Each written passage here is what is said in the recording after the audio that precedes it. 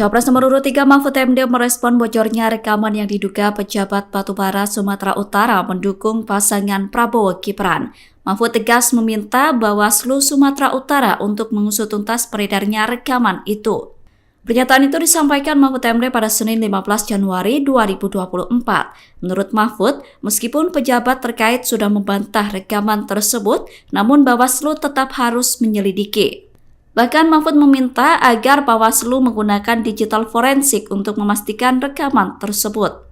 Mahfud berkata, teknologi digital forensik bisa dipakai untuk mencari kebenaran dari rekaman itu.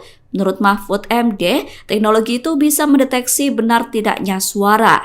Adapun rekaman yang beredar di media sosial menarasikan seruan dukungan untuk Prabowo Gibran. Rekaman itu diduga berisi suara PJ Bupati, Kapolres, Dandim, dan Kacari. Dalam rekaman itu terdengar percakapan antara pejabat Forkopimda Batubara yang membahas penggunaan dana desa untuk memenangkan Prabowo Gibran.